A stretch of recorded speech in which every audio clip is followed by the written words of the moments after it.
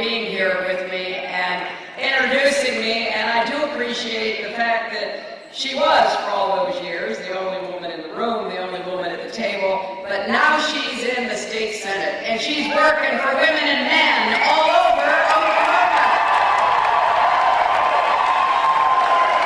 I want to thank Jason McIntosh, who's our host here, the CEO of the Jazz Hall of Fame. I want to thank Dr. Joey Crutcher, Director of the Gospel Working Choir of America, Tulsa chapter. I want to thank every one of you for coming today. It is great being here in Tulsa with all of you.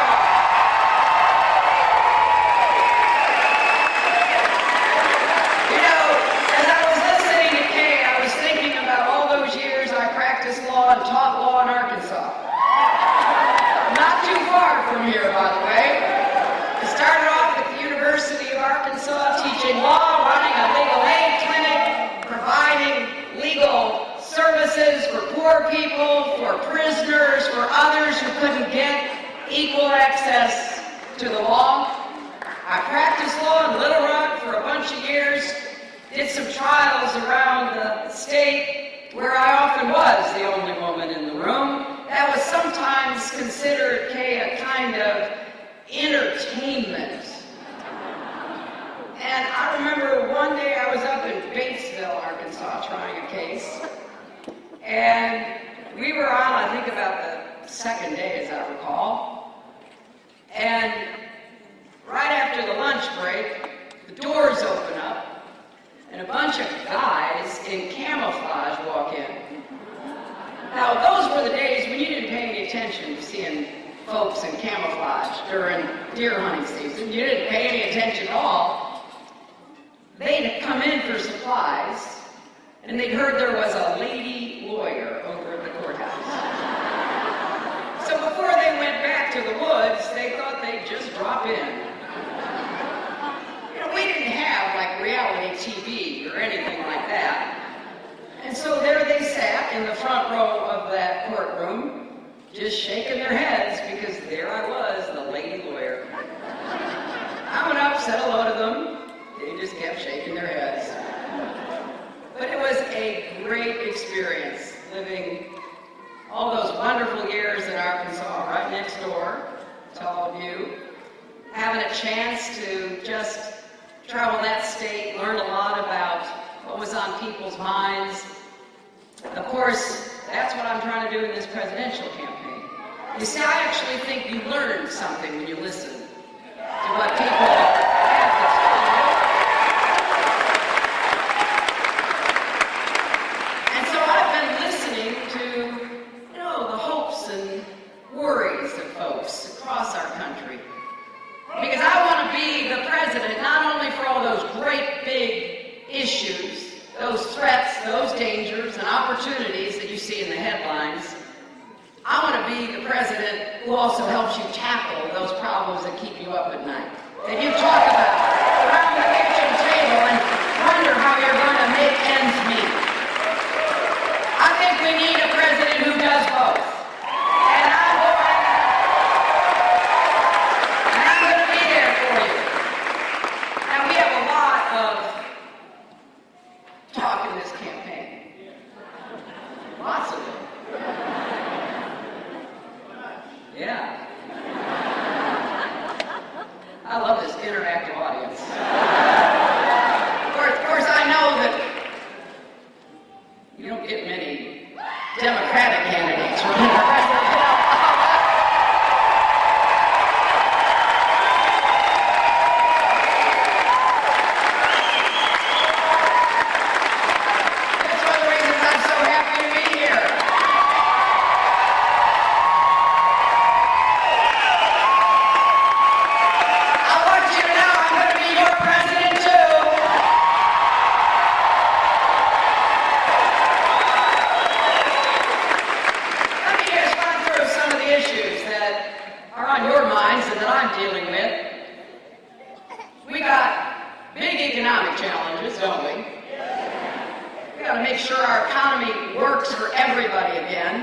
And most importantly, we've got to get incomes rising again so hard-working Oklahomans and Americans can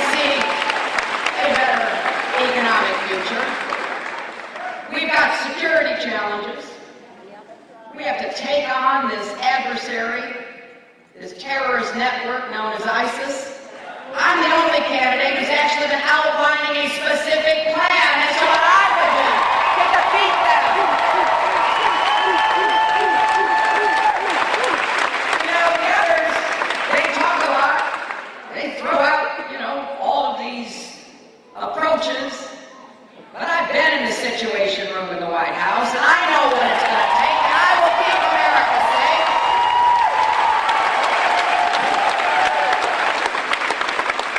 We have to lead the world, and we're going to do just that.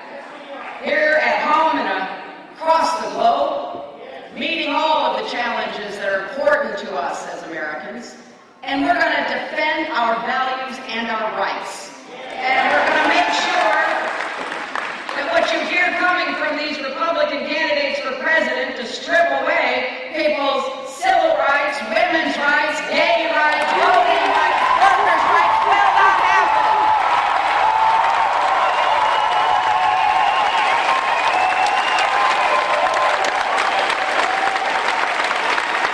So because I know you're going to be probably talking to, or you work with, or probably maybe even live with people who are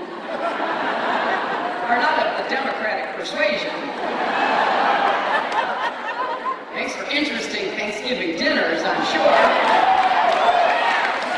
I just want to give you, as they say, a few talking points. I want to give you some rebuttals, some information that your friends may not exactly want to hear, but I think they need to hear. First, let's just start with a fact, an inconvenient fact for our Republican friends. Our economy does better when we have a Democrat in the White House.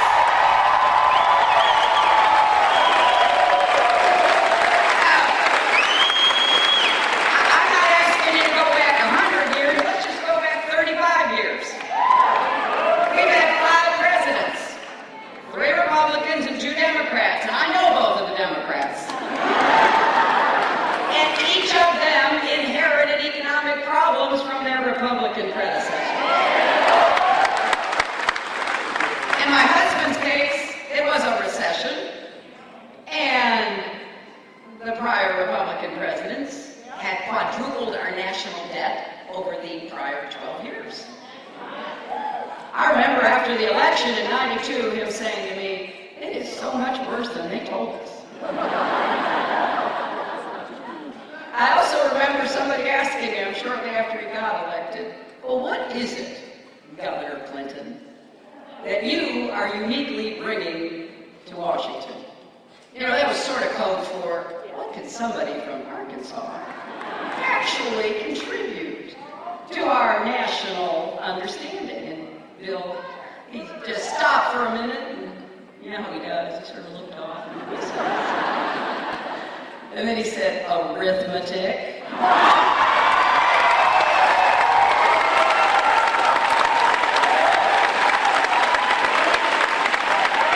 So, after 8 years of applying some common sense and some arithmetic, we ended up with 23 million new jobs.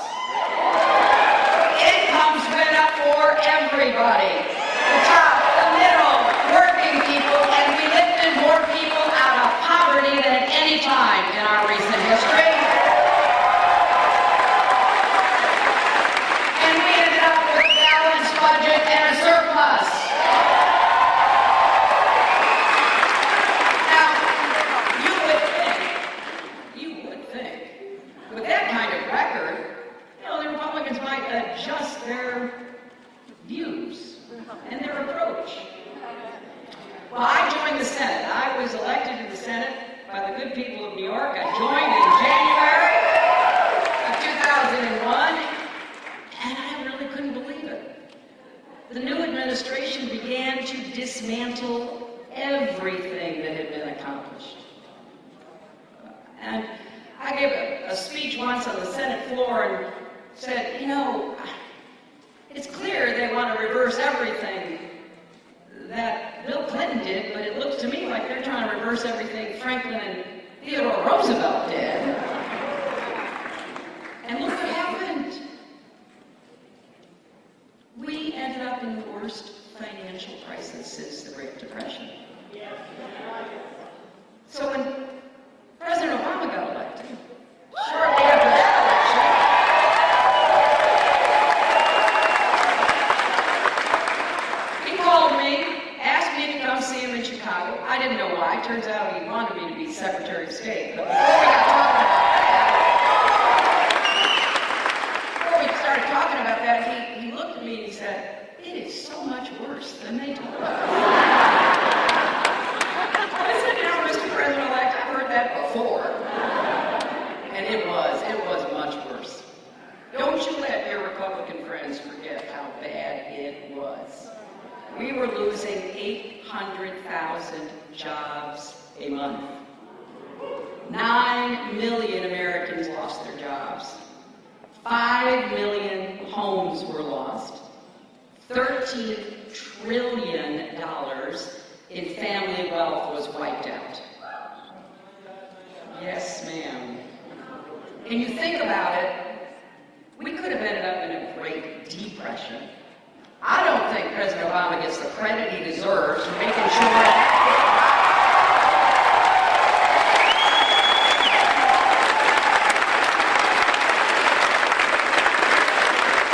So, we've regained about 13 million jobs, but we're not where we need to be yet. We need to rebuild the economy on top of the progress that we have made. And I'm not running for my husband's third term, and I'm not running for President Obama's third term. I'm running for my first term, and I'm going to do what works.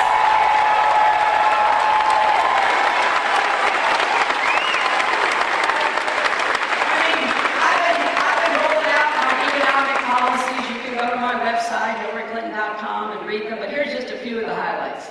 We can create so many jobs and build and repair our infrastructure. And this has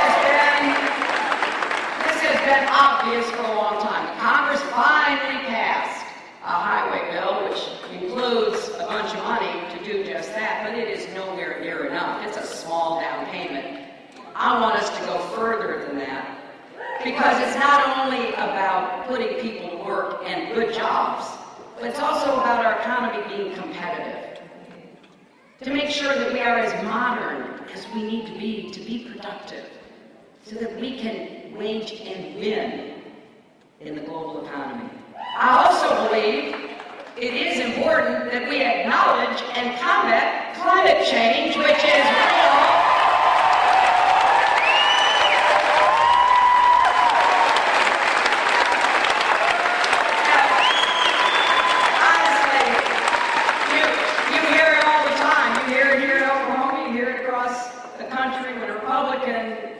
Office holder these days, and this is sort of sad because some of the greatest conservationists and environmentalists in our history were Republicans. Republican presidents and Republican governors and Republican office holders. But when they're asked today about climate change, they all say pretty much the same thing. Well, I don't know. I'm not a scientist. Well, for goodness sakes, go talk to a scientist. And actually,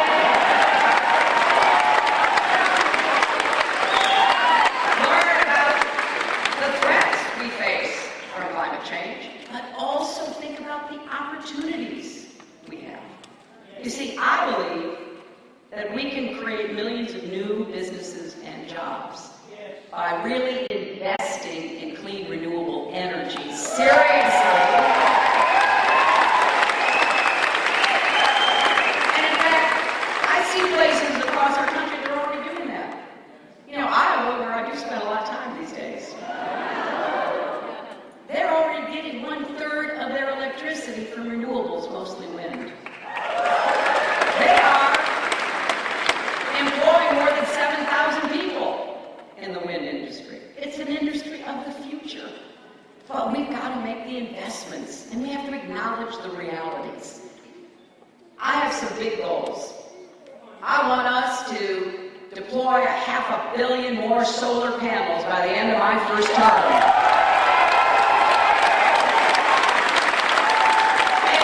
Install enough clean, renewable energy to power every home in America by the end of my second term.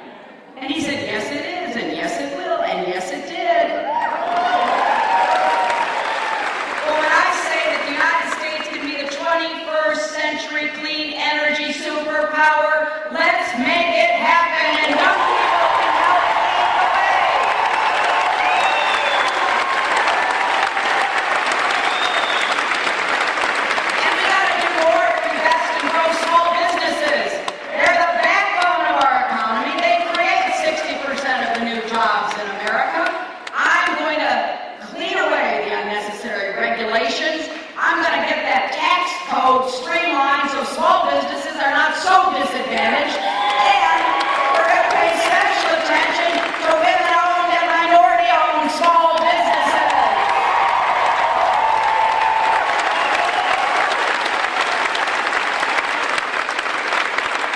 We're going to make sure that the wealthy are paying their fair share, that corporations are contributing back to America, and we're going to raise the minimum wage because people who work full-time should not be in poverty.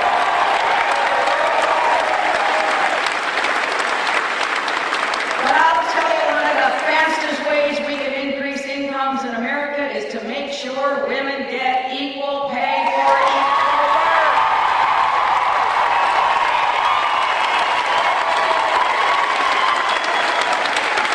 Now, there's a lot that we have to do to make sure we are competitive. Okay, well, look at that. We got to protect and defend Social Security against Republican attempts to privatize it.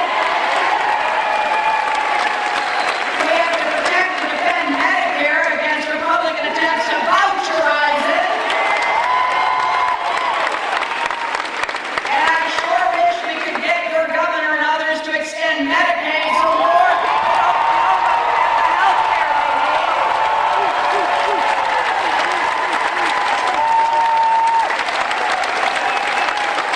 It is not going to help the rural economy in Oklahoma for small rural hospitals to close because they don't have the funds that they could have from Medicaid.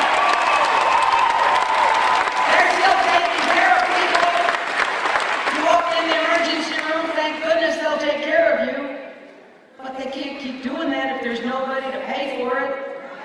So this is not just about poor working people. This is about the whole healthcare system. I will defend the Affordable Care Act, but I want to improve it and make it work better. We need more competition from insurance companies. We need to lower out-of-pocket expenses, and we need to take on the drug companies when it comes to buying prescription drugs. I can't tell you how many people across America are telling me that all of a sudden the drug that they have been paying for themselves or their wife or husband or their child has just skyrocketed in cost. That is just not acceptable, friends. You know, I have said for a long time that we want to support the research that drug companies do to come up with new solutions. I'm all for that. But we do support it already, those of us who are taxpayers. We support the National Institutes of Health.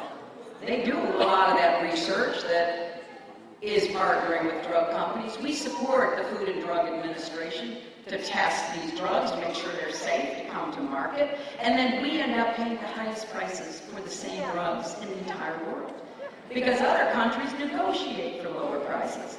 You know, when I was representing New York, I met a lot of folks who, up on the border that we have with Canada, they would get in buses every week and cross the border to get the same drugs for so much cheaper than they could buy them at home.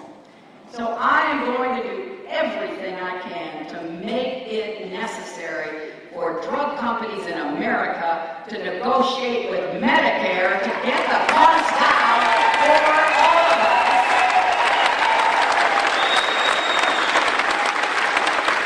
And I'm going to take away their tax benefit from their advertising on television.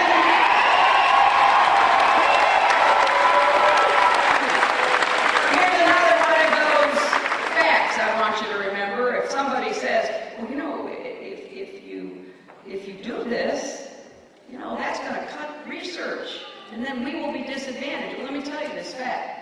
Drug companies spend more money advertising than they do on research right now. I want them to start investing in research. And besides, all those ads look the same. You know, it's always somebody walking on a beach through a field of wildflowers. And the name of the drug is on the screen. And there's nice music playing. And then below that, you hear this little soft voice saying, if you take this drug, your nose may fall off. We can do better than this. We can have the research we need. We can pay the fair prices that we should owe, and we can have the kind of strong pharmaceutical industry that will make us healthier and safer in the years to come, but only if we hold them to it and change the way they're doing business right now.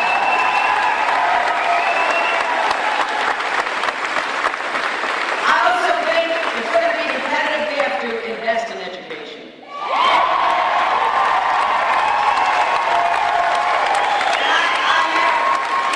I have this kind of novel idea that when I am going to be working on elementary and secondary education, I'm actually going to be talking to and listening to teachers and educators.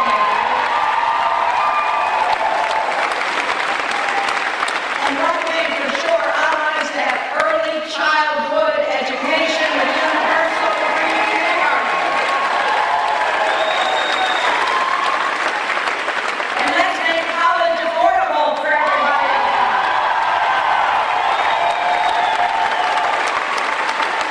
And let's give everyone a chance to refinance your student debt so that you can save thousands of dollars.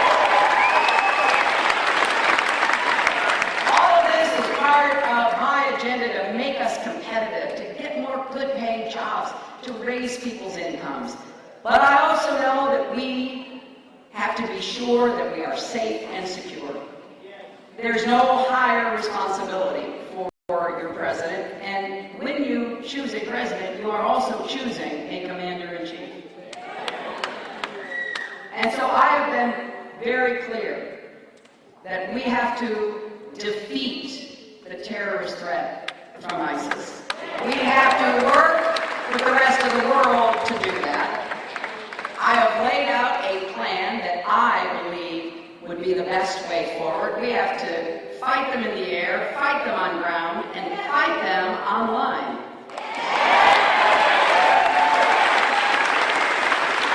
The United States must lead this air coalition, and I'm glad to see other countries really stepping up, particularly European and Arab countries, because they are the ones most directly at risk, to take out the leadership, to take out the financing sources, to go after the so-called would-be caliphate from Raqqa in Syria to Ramadi in Iraq. We also have to make sure that territory can be taken back and held, and that requires fighters on the ground, but in my White House, they will not be American combat troops.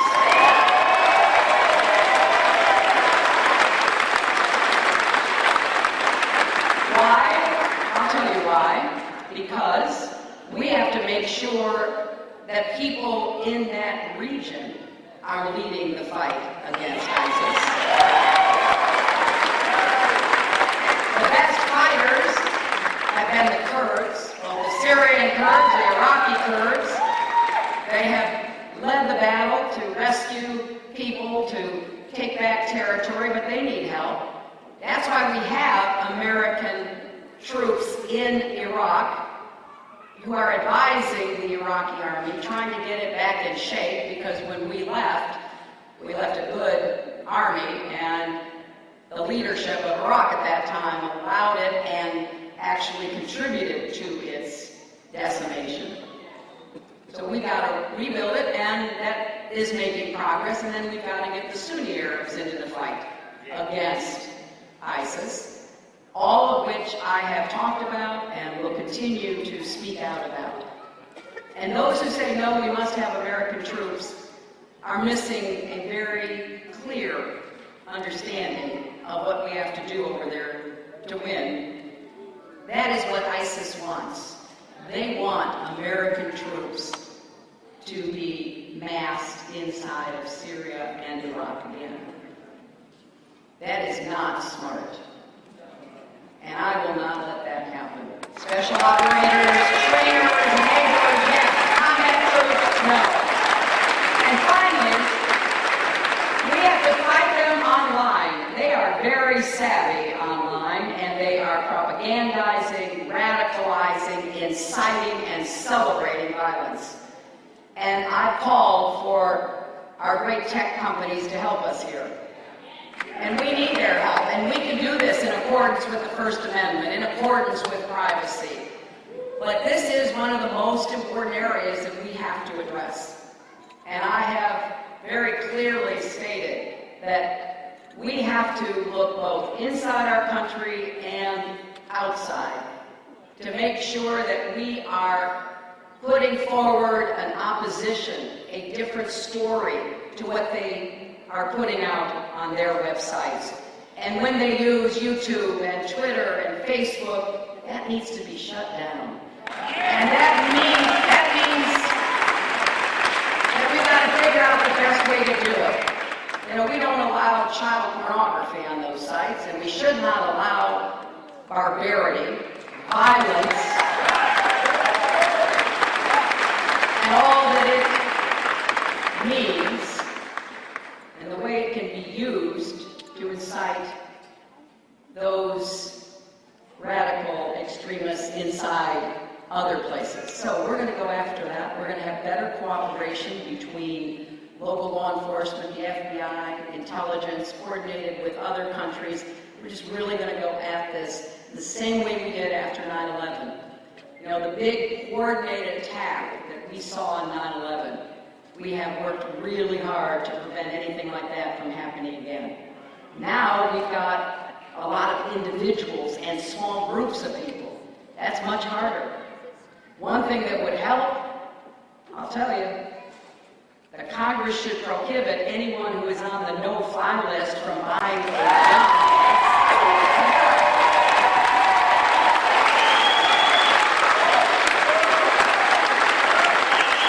This makes no sense at all. If you are too dangerous to fly, you are too dangerous to buy a gun in my opinion.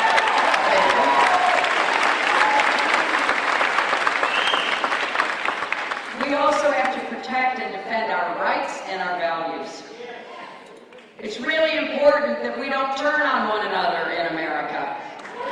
It's really important that we continue to cooperate and work with each other.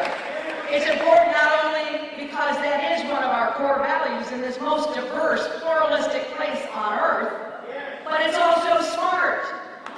If we're going to fight radical jihadists inside America, we need American Muslims to be with us and help us and make sure they are protected.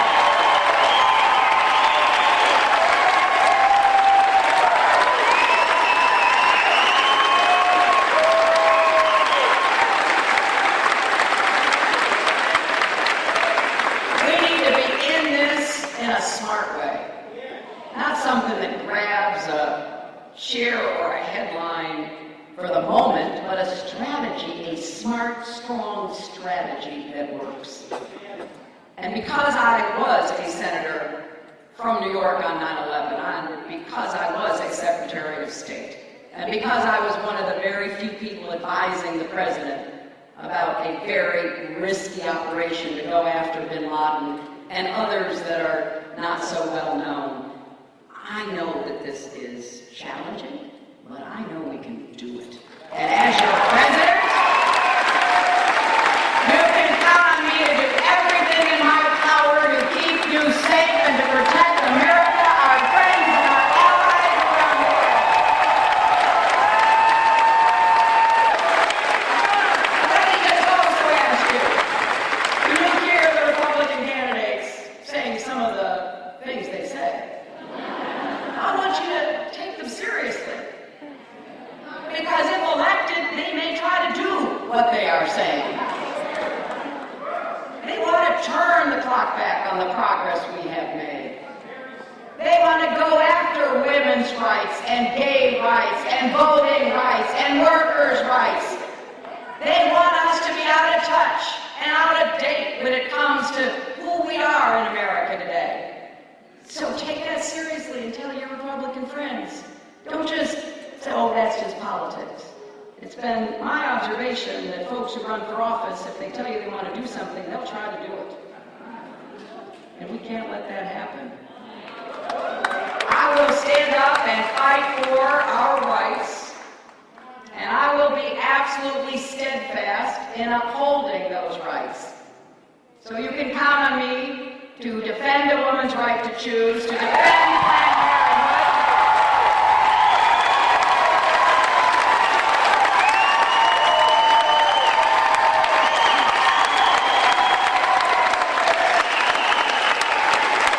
I will defend marriage equality and work to end discrimination against the LGBT community.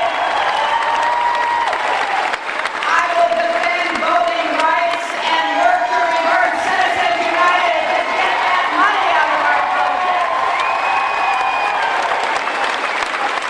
I will still work for comprehensive immigration reform with a path to citizenship. I want to do more to make sure we reform criminal justice and we divert from incarceration low-level offenders, nonviolent offenders.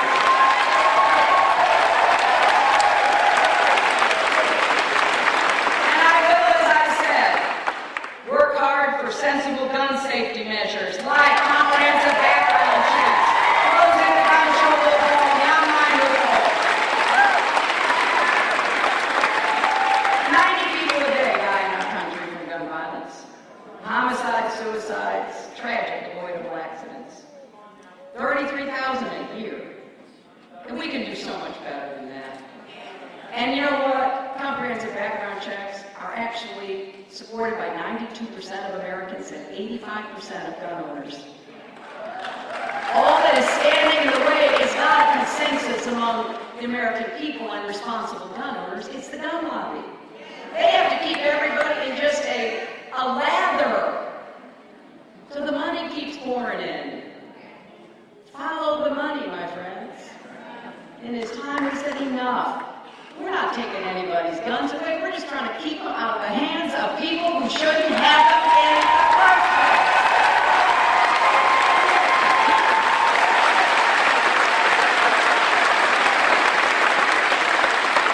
So we have some work to do, and I need your help. We got a primary coming up. And I hope each and every one of you will get involved in this campaign. That you will find a way to volunteer, call your friends and neighbors, work to get as many people to turn out as possible. Make the case about why we need to keep moving into the future with confidence and optimism, not give in to negativity, pessimism, and turn back. That is not who we are as Americans. That is not what this election should be about.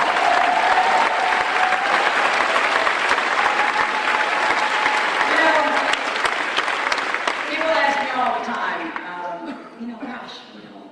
why are you doing this? How are you doing this? And it's a fair question. Running for president is not for the weak of heart. It is a grueling and necessary challenge.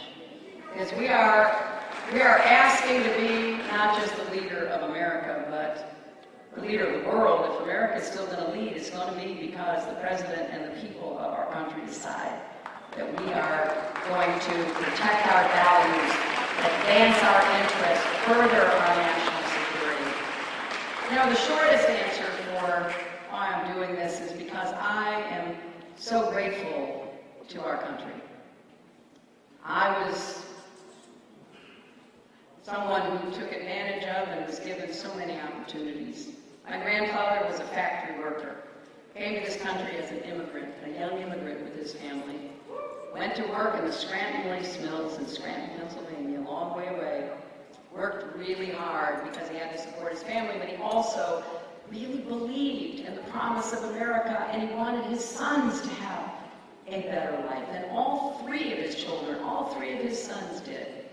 My dad actually graduated from college in the depth of the Great Depression. Couldn't find a job anywhere. Then he heard from somebody that there was a job maybe in Chicago, and he hopped a freight train, not to be recommended today, but in those days it was a little more common. He got there, he got that job, he was a salesman, traveled all over the Midwest, and then went into the Navy in World War II, and when he got out, At the end of the war, he started a small business, provided a good middle-class life for us. My mother had a very different experience. She was abandoned and rejected by her own family and sent to live with grandparents who didn't want her. And by the age of 14, she was out working as a housemaid in somebody else's house. And it was really tough, and I didn't know any of this until I was old enough to understand and began to piece it together. And I remember asking her, how did you survive? And she's the one who said, you know, everybody gets knocked down. Don't let yourself be knocked out. She said, for me, it was people along the way, people who showed kindness, the teacher who brought her food when she didn't have any in first grade, even the woman whose house she was cleaning who said she knew my mom wanted to go to high school, and if she got up early and got her chores done, she could go to high school, but she'd have to come right back after to finish the work. That may sound harsh for a 14-year-old in our time, but to my mom it was a blessing. All she wanted to do was get an education. She never got to graduate from college, but she really always believed that, you know, America was a place of second chances, of opportunities for people to have and seize and make the most out of. That's what I believe. That's what gets me going.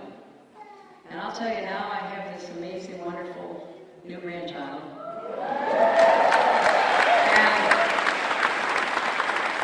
you know, Bill and I are going to do everything we can to make sure she has every opportunity. But that's not enough. It matters what kind of country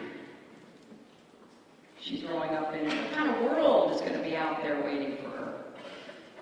You see, I don't think you should have to be the granddaughter of a former president to realize the promise of America. I think you should be able to be the granddaughter of a factory worker or the grandson of a truck driver, every single person in America